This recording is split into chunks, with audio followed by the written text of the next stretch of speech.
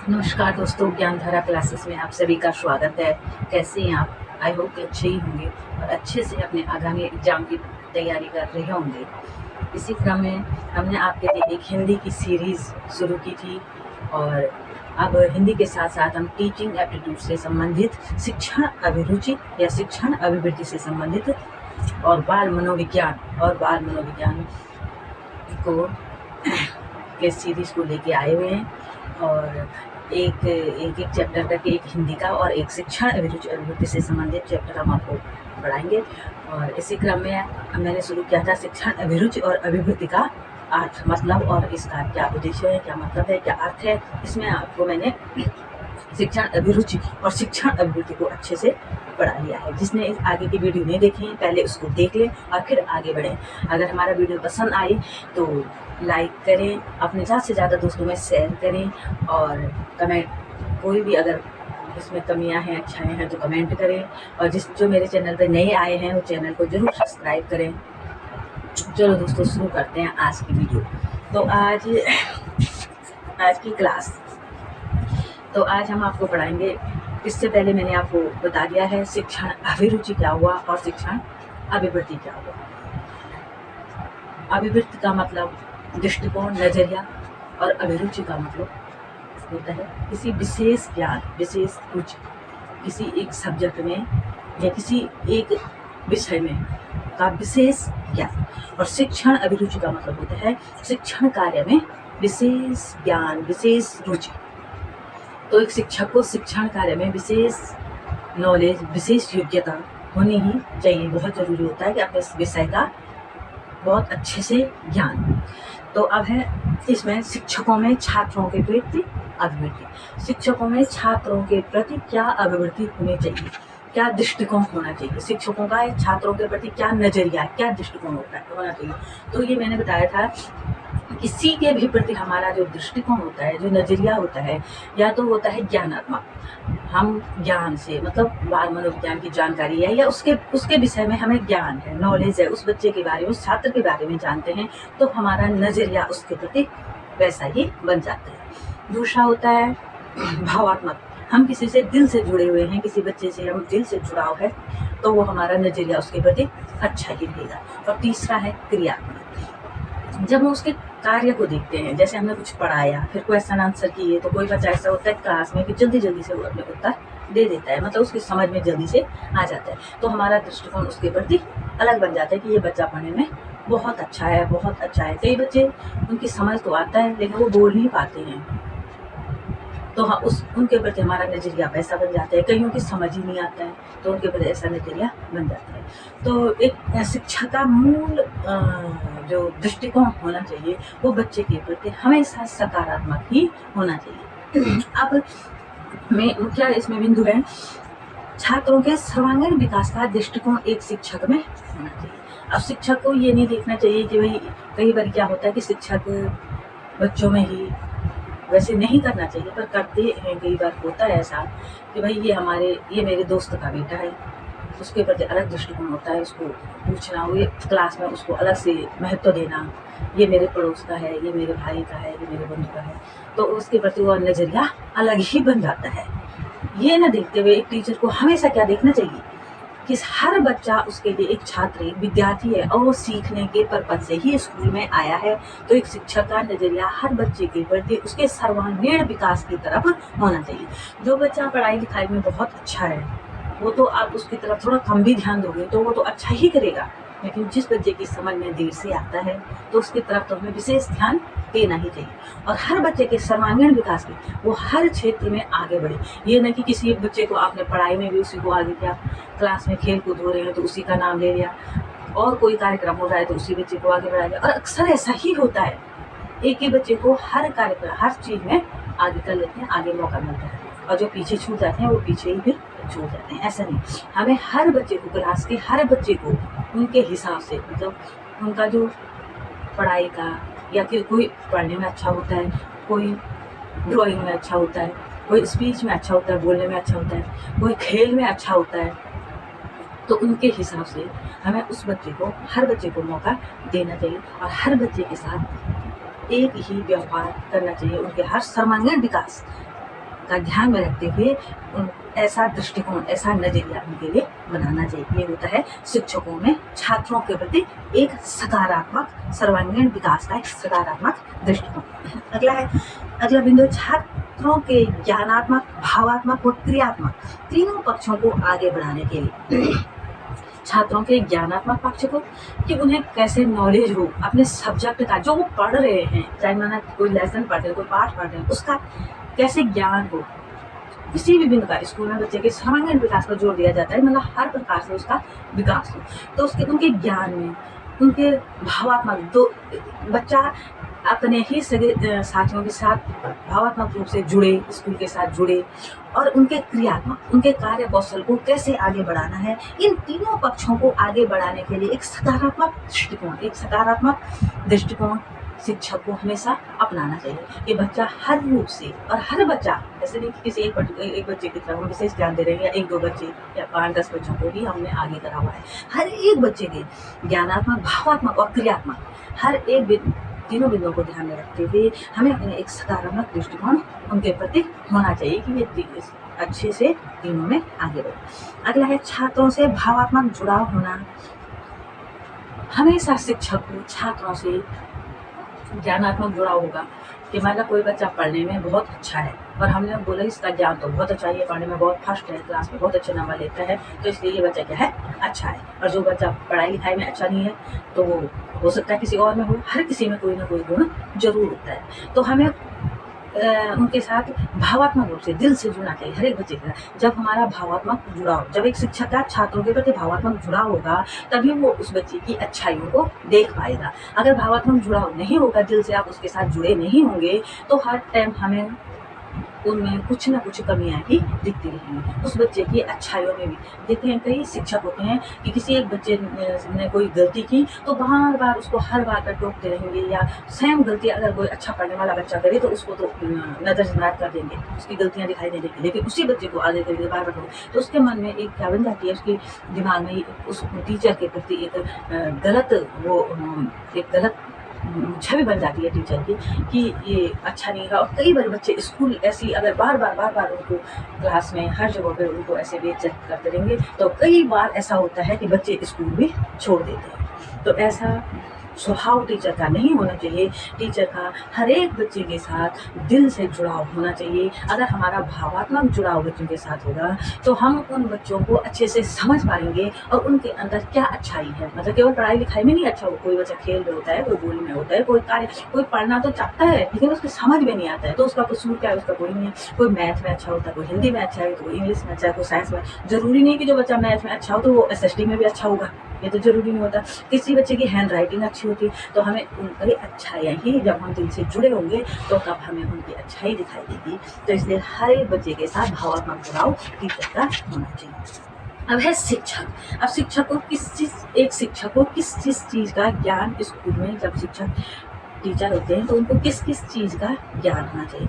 तो जितने पॉइंट हमने बताए हैं दोस्तों, उनको नोट करते रहना, और उन्हीं से संबंधित क्वेश्चन, जो आप शब्दों का मतलब समझ रहे हो, उन्हीं से संबंधित क्वेश्चन टेट में हो, PGT, TGT, चाहे LT हो, चाहे प्रवक्ता हो, चाहे कि कोई भी हो, DLED हो, इस प्रकार के जो टेस्ट होते हैं, जो एग्जाम होते हैं, उनमें पूछे जाते हैं, उन्हीं से संबंधित क्वेश्चन पूछे जाते हैं।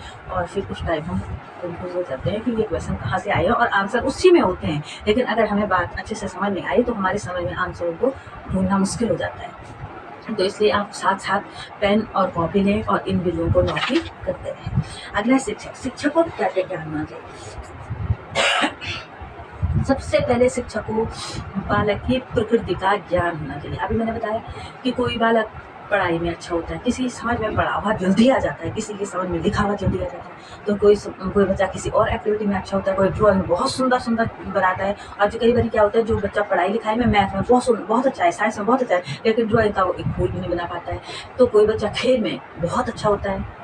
तो इस प्रकार से हर एक बच्चे में कोई ना कोई गुण जरूर होता है। फिर भी अगर क्लास में कोई बच्चा बहुत कमज़ोर हो, किसी चीज़ कोई काम ना कर पा रहा हो, तो एक शिक्षक का उत्तरदायित्व है कि उस बच्चे को विशेष ध्यान दिया जाए, उसे क्या-क्या प्रॉब्लम आ रही है, क्या-क्या परेशानियाँ आ रही हैं, उसका ज्ञान करे, पहले पता करे उससे, उसकी प्रकृति का ज्ञान करे, किस प्रकृति का है, इसे क्या अच्छा लगता है, इसकी समझ में क्यों नहीं आ रहा है, उन कारणों को जाने, क्यों ये समझ नहीं पा रहा है, इसकी परेशानी क्या है, और फिर उस परेशानी को दूर करके, न कि उसको बार-बार तिरस्कृत करते रहें और वो मजबूर हो जाएगा कि वो स्कूल छोड़ देगा। ऐसा नहीं हो, बल्कि उसकी प्रकृति का ज्ञान हो तो उसे आगे बढ़ाने की कोशिश होनी चाहिए। अगला है दूसरा, विषय का ज्ञान। तो बच्चों, शिक्षक को हमेशा अपने विषय का पूर्ण ज्ञान होना चाहिए। अगर आपको अपने विषय का ज्ञान नहीं है तो आप बच्चों को अच्छी तरह से उनके क्वेश्चनों के आंसर उनको संतुष्ट नहीं कर पाओगे और अपने अच्छे से उनको समझा नहीं पाओगे। तो हमें अपने विषय का अच्छे से ज्ञान होना। सबसे ज़्यादा क्वेश्चन पूछा जाता है कि शिक्षक को मतलब कौन सी ऐसी चीज़ है कि जो सबसे ज़्यादा शिक्षा के लिए जरूरी है। तो पहला आता है विषय का ज्ञान।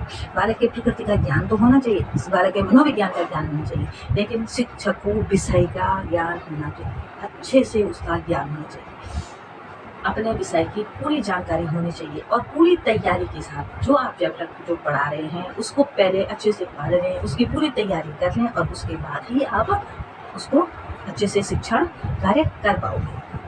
तीसरा है छात्रों पर शिक्षक और शिक्षण के प्रभाव का ज्ञान। अब छात्रों पर शिक्षक का और शिक्षण का क्या प्रभाव पड़ता है, एक शिक्षक के व्यक्तित्व का, उसके चरित्र का, उसके हाव भाव का, उसके पढ़ाने का ढंग, उसका छात्रों पे क्या प्रभाव पड़ता है, और एक शिक्षण का, जो आप पढ़ा रहे हो उसके छात्रों के जीवन पे क्या प्रभाव पड़ता है, इस चीज़ का ज्ञान शिक्षक को होना चाहिए। कहने का मतलब है बाल मनोविज्ञान का ज्ञान एक शिक्षक को होना चाहिए। जो मैं पढ़ा रहा हूँ, जो मैंने बोला, जो मैं शब्द बोल रहा हूँ, जो मैं चरित्र जो आचरण कर रहा हूँ, इसका इन बच्चों पे क्या प्रभाव पड़ेगा, इसका अच्छे से नॉलेज एक शिक्षक को होना चाहिए। अगला है शिक्षण विधियों का ज्ञान। शिक्षण विधियों का ज्ञान एक शिक्षक को होना चाहिए। किस विधि से, कौन सी विधि आसान होगी। शिक्षण की विधियां में आगे पढ़ाऊंगी, अनेक विधियां शिक्षण की, और उनको अच्छे से समझाएंगे तो आपको समझ में आएगा कि शिक्षण की सबसे अच्छी विधि कौन सी है। तो इस टाइम तो केवल मैं एक शिक्षक को क्या क्या ज्ञान होना चाहिए ये पढ़ा रही हूँ। तो शिक्षण की विधियां वो ज़्यादातर क्वेश्चनों में पूछी जाती है, और टीजीटी पीजीटी हो या चाहे एलटी हो, इसमें तो एक न एक शिक्षण विधि पहले तो 2 आती है, नहीं तो 1 तो अवश्य हर क्वेश्चन पेपर में आती ही आती है। इसलिए शिक्षण विधियां मैं आप पढ़ाऊंगा। तो शिक्षण विधियों का ज्ञान टीचर को होना चाहिए कि किस विधि से कौन बालक सीख सकता है, कौन बालक किस विधि से सीख सकता है। तो इसलिए शिक्षण विधियों का ज्ञान टीचर को होना चाहिए, कौन सी अच्छी विधि है, कौन सी आसान विधि है, किस विधि में क्या होता है, ये टीचर को ज्ञान होना चाहिए। छात्रों के समक्ष विषय प्रस्तुत करने की विधि का ज्ञान। छात्रों के समक्ष हम उस विषय को, उसको कैसे प्रस्तुत करेंगे कि जो छात्र, मतलब कई बार ये होता है जैसे टीचर क्लास में गए तो बड़ा बच्चे इधर उधर शोर शराबा बातचीत में लगे होते हैं। तो टीचर क्लास में जैसे गए तो उनको पता ही नहीं चलता है कि शिक्षक क्लास में कब आए, उनको अपने बातों में लगे होते हैं, अपने शोर शराबे में लगे होते हैं। तो आपको ऐसा अट्रैक्टिव बनाना है शिक्षण को कि जैसे ही आप क्लास में गए तो आप उस विषय को, मतलब अपनी बात को कैसे उनके सामने रखेंगे कि सबका ध्यान आपकी तरफ आकर्षित हो जाए, और जो वो आप बात कर रहे थे उनको उसको वही भूल करके वो शिक्षण की तरफ ध्यान दें। तो ऐसा विषय वस्तु को प्रस्तुत करने की, जो विषय आप पढ़ा रहे हो उसको प्रस्तुत करने को, उसको उनके समक्ष शुरू करने का आपका एक अलग सा ज्ञान आपके पास होना चाहिए कि सारे बच्चे और जो शरारतों में लगे हुए थे उसको छोड़ करके केवल शिक्षण की तरफ ही ध्यान दें। अगला है शिक्षण प्रणालियों का ज्ञान। कौन सी प्रणाली किसमें अच्छी रहेगी, कि किस टाइप कौन सी शिक्षण प्रणाली अपनानी चाहिए। ये शिक्षण प्रणालियाँ, शिक्षण के सिद्धांत, शिक्षण की विधियाँ, शिक्षण के सूत्र, ये सारे मैं आपको एक एक चैप्टर करके पढ़ाऊंगी। ये बहुत लंबे लंबे चैप्टर है दोस्तों, तो ये एक क्लास में नहीं आते हैं, इनके लिए तो एक शिक्षण विधियों के लिए भी 3-4 क्लासेस कम ही पड़ जाएंगे। तो ये बहुत लंबे चैप्टर है, इनको आराम से बाद में बताऊंगी। पहले तो ये कि शिक्षक को क्या क्या नॉलेज होना चाहिए। तो शिक्षण प्रणालियों का ज्ञान शिक्षक को होना चाहिए।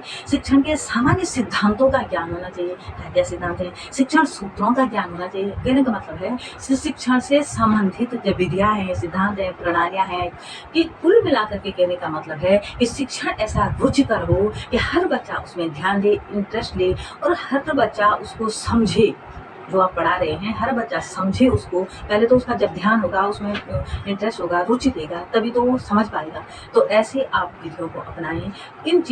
इसके लिए आपको इन सब का ज्ञान होना जरूरी है। अगला है शिक्षक का व्यक्तित्व। शिक्षक का व्यक्तित्व कैसा हो? शिक्षक का व्यक्तित्व का मतलब होता है उसका चरित्र कैसा है, उनकी वेशभूषा कैसी है, उनका चाल चलन कैसा है। तो एक शिक्षक में ये गुण होने बहुत जरूरी है, तभी आप अपने शिक्षण कार्य को अच्छे से कर पाएंगे। अब है दोस्तों अगला है, आगे देखिए, अगला है, ये मैंने मेन बिंदु यहाँ पे लिए हुए हैं और इसी से संबंधित क्वेश्चन आप नोट करते रहें, एक एक बिंदु को नोट करें। तो जब आप क्वेश्चन पेपर जिस एग्जाम की आप तैयारी करते हो, तो उस एग्जाम से पहले आपको वो बिंदु अच्छे से पढ़ने को हो जाएंगे और आपको याद रहेगा। तो अगला है अच्छा शिक्षक वही है जो शिक्षण में सच्ची रुचि रखता हो। अभी इससे पहले शिक्षण अभिरुचि मैंने पढ़ाया था। तो एक सच्चा और अच्छा शिक्षण वही है जो शिक्षण कार्य में रुचि, इंटरेस्ट रखता हो, अच्छे से रुचि रखता है, उसका मतलब उसमें इंटरेस्ट हो कि हाँ मैंने करना है ये काम। अब कई बार क्या होता है दोस्तों कि जैसे अब हमें तो रोजगार आज की डेट में देखा जाए तो रोजगार चाहिए। तो रोजगार तो हमारी पसंद का मिलता नहीं है। जैसे कई हमने फॉर्म भर दिए, कई परीक्षाएं दे दी। अब उसमें हम तो बनना चाहते थे कुछ और बन गए शिक्षक। तो शिक्षक तो बन गई, वो तो हमें रोजगार के लिए बने, रोजगार के लिए शिक्षक बनेंगे। तो उसमें तो रुचि तो होगी नहीं। अब शिक्षण पढ़ाने जाएंगे, आपको आता तो है, आता है पढ़ाना, आता है, उस विषय का ज्ञान भी है, लेकिन उसमें रुचि नहीं है कि क्या पढ़ाना है। तो उसमें क्या होगा, फिर हमारा शिक्षण अच्छे से नहीं हो पाएगा। तो इसलिए हम उस विषय को, हम उसी कार्य को चुने जिसमें हमारी क्या है, रुचि है। अगर हम अपने लिए उस कार्य को चुनेंगे जिसमें हमारी रुचि है, तो हम उस कार्य को बहुत अच्छे से कर पाएंगे और उसको बहुत आगे बढ़ा पाएंगे। लेकिन जिसमें रुचि नहीं होगी, मतलब मरे हुए मन से जिस कार्य को करेंगे, तो वो कार्य अच्छे से नहीं हो पाएगा। तो एक शिक्षक के लिए बहुत जरूरी है कि उसकी सच्ची शिक्षा में एक सच्ची रुचि हो, मतलब दिल से वो चाहता है, पढ़ाना चाहता है, तो इंटरेस्ट के साथ उसको पढ़ाएगा। अगला है विद्यार्थी की एक शिक्षक से क्या प्रत्याशा है, यो समझना। कि शिक्षक को यह जानकारी होनी चाहिए कि जो विद्यार्थी बैठे हुए हैं क्लास में, उनकी हमसे क्या प्रत्याशा, मतलब वो हमसे क्या चाहते हैं, क्या वो चाहते हैं कि हमारा शिक्षा और कई बार होता है कई चीज़ें समझ में नहीं आती है, तो हम क्या करते हैं, कई वीडियो देख लेते हैं, एक देखा, दूसरा देखा, तीसरा देखा, पर फिर भी हमारे समझ में वो बात नहीं आती है। तो हम क्या चाहते हैं कि हमें जो चीज़ हम समझना चाहते हैं वो अच्छे से हमारी समझ में, अच्छे से और आसानी से, मतलब ये नहीं कि बहुत एक शब्द समझने के लिए हमने 50वां डेफिनेशन पढ़ ली और लास्ट में पता चला कि कुछ भी हमें समझ में नहीं आया।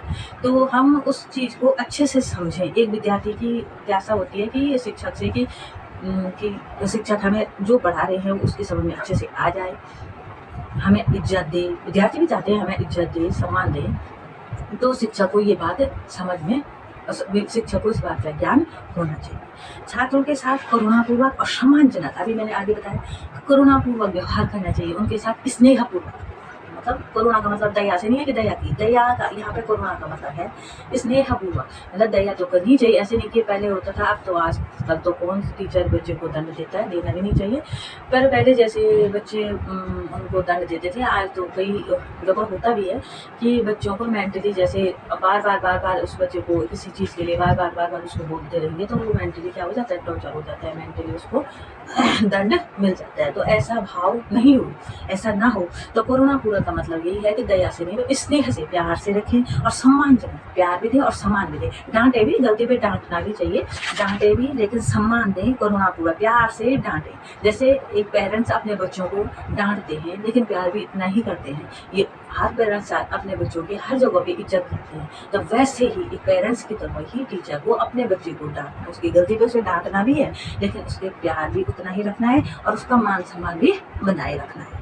प्रभावी तरीके से बच्चों को पढ़ाना समझाना, जो टीचिंग ऐसी हो, शिक्षण ऐसा हो कि बच्चों पर उसका प्रभाव पड़े, बच्चों के समझ में आए और बच्चे उस टीचर से हमेशा, उसी टीचर से खुश रहते हैं, बच्चे हमेशा उसी टीचर से सराहना करते हैं जिसका शिक्षण प्रभावी होता है, जो अच्छे से पढ़ाता है, बच्चों की सम्मान का ध्यान रखता है और हर बच्चे को एक समान समझता है। एक समान का मतलब नहीं कि पढ़ाई में एक समान समझो, हर बच्चे का अलग अलग समझने का, समझाने का तरीका अलग अलग होता है। जैसे टीचर का हर एक का अलग अलग समझाने का तरीका होता है, ऐसे ही हर बच्चे का सीखने का तरीका भी अलग अलग होता है। इन सब बातों को ध्यान में रखते हुए शिक्षक अपने शिक्षण को करें।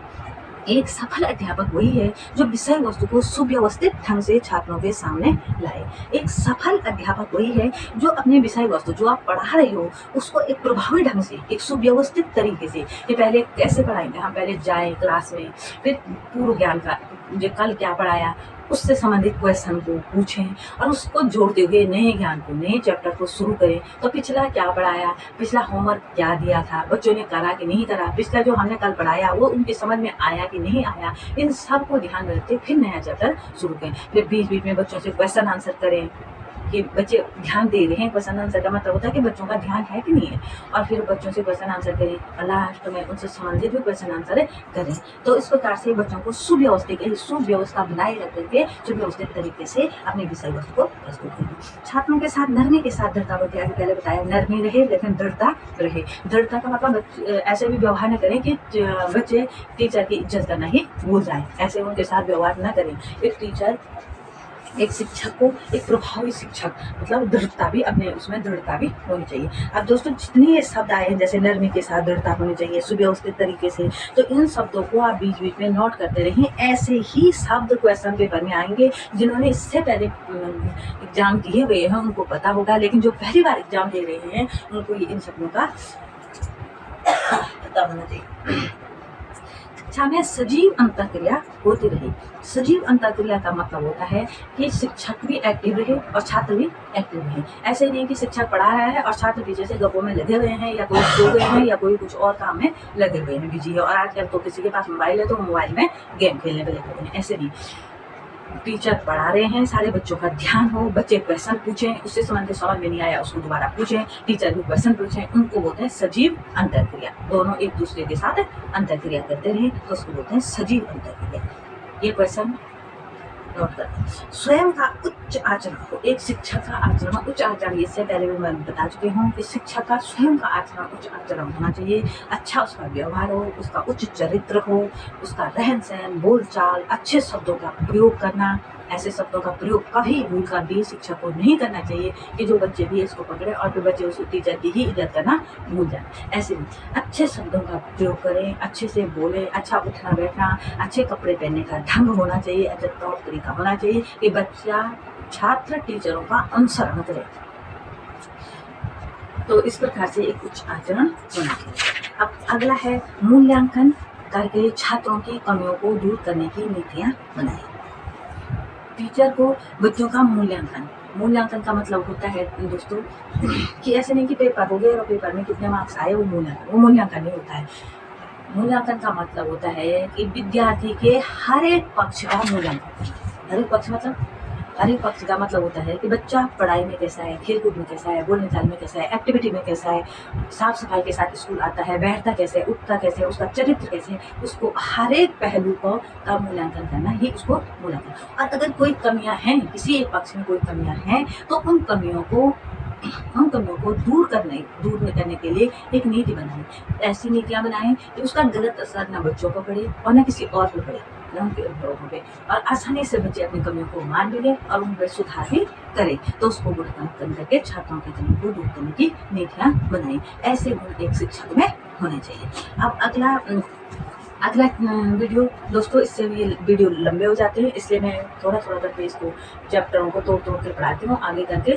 तो अगर आपको वीडियो पसंद आई तो दोस्तों ज़रूर लाइक एंड शेयर करें, और कोई कमी है वो तो कमेंट ज़रूर करें। अगर आपको अच्छा लगे तो कमेंट करें, और इससे अगला चैप्टर मैं अगले वीडियो में आपको बताऊँगी।